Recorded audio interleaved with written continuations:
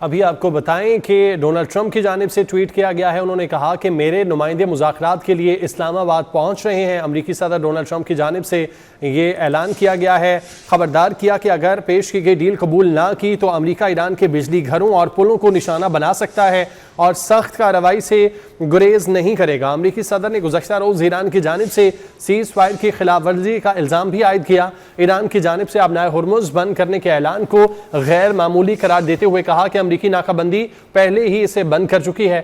Trump کے مطابق اس صورتحال میں ایران کو روزانہ بھاری مالی نقصان ہو رہا ہے. امریکہ کو کوئی نقصان نہیں ہے.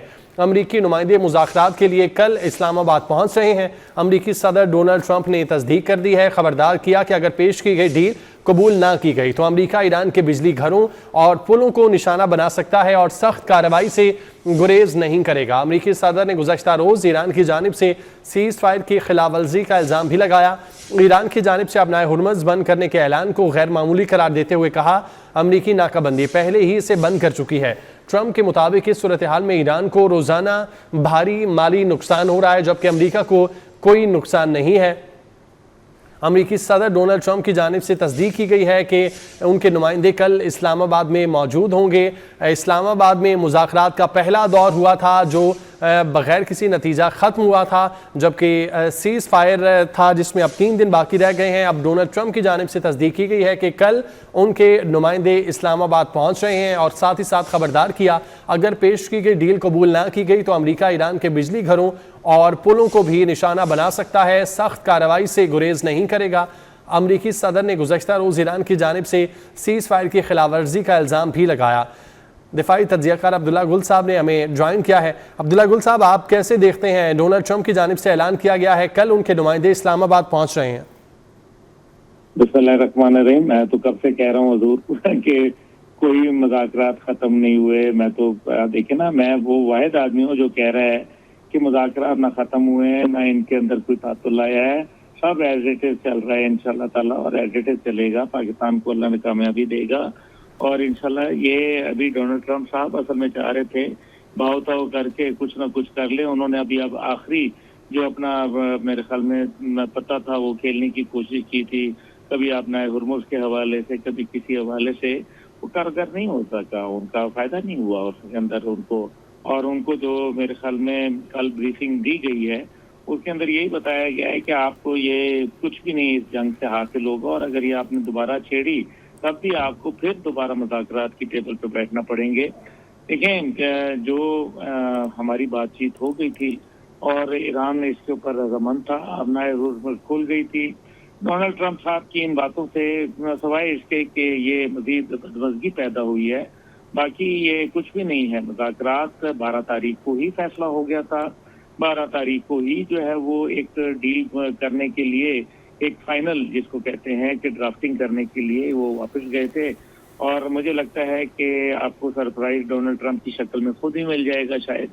اور کیونکہ وی پوٹس تو ابھی آنا شروع ہو گئے ہیں جو کہ گلوب ماسٹر 3 ہے جہاز C-17 جس کو vice president of the United States of America کہا جاتا ہے، جو ان کی سپورٹ کے اندر آتے ہیں، جس کے اندر جہازوں کے اندر ان کا موٹر کیڈ ہوتا ہے، دیگر چیزیں ہوتی ہیں. میرے اطلاعات میں اتر چکے ہیں اور مذاکراتی ٹیم جو تھی وہ تو پہلے ہی پہنچ چکی تھیں الحمدللہ.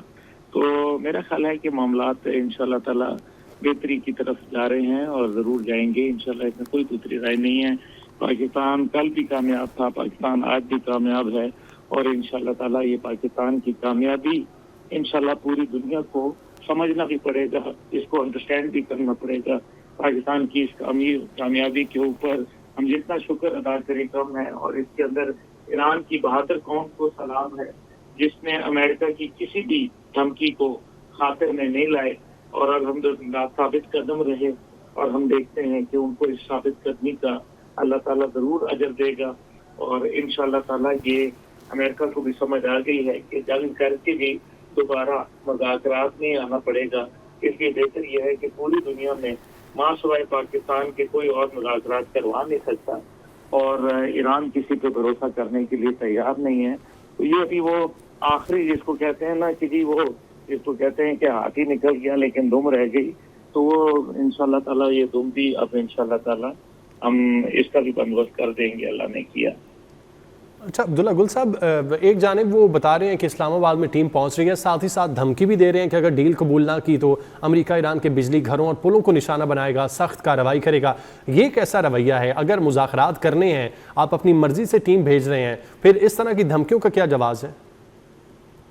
وہ بس میرے خیال میں عمر کا تقاضا ہے، آپ ایسے نہ زیادہ کیا کریں باتیں یہ عمر کے اندر اس قسم کی جب عمر ہوتی ہے، پھر اس پہ ایپسٹین فاول کا دباؤ ہوتا ہے، جیریڈ کچھ نے روزانہ ان کو آ کے کوئی نئی ویڈیو دکھا دیتے ہیں ان کی پرانی، تو وہ ظاہر ہے وہ پریشان ہو جاتے ہیں بیچارے۔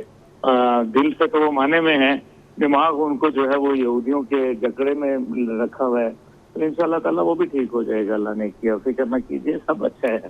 یہ ڈیل 12 اپریل کو ہی طے ہو گئی تھی، یہ کوئی نئی ڈیل نہیں ہے، یہ 12 اپریل کو فائنل ہوا تھا، مذاکرات طے تھے، صرف ڈونلڈ ٹرمپ صاحب جو ہے وہ اب چاہتے تھے کہ کسی صورت جو ہے وہ ہم یہ ثابت کر دیں کہ جی ہم تو بہت بڑے کوئی ترم خان ہیں، ایسا نہیں ہوا ان کے لیے۔ شکریہ، بہت شکریہ عبداللہ گل صاحب ہمارے ساتھ موجود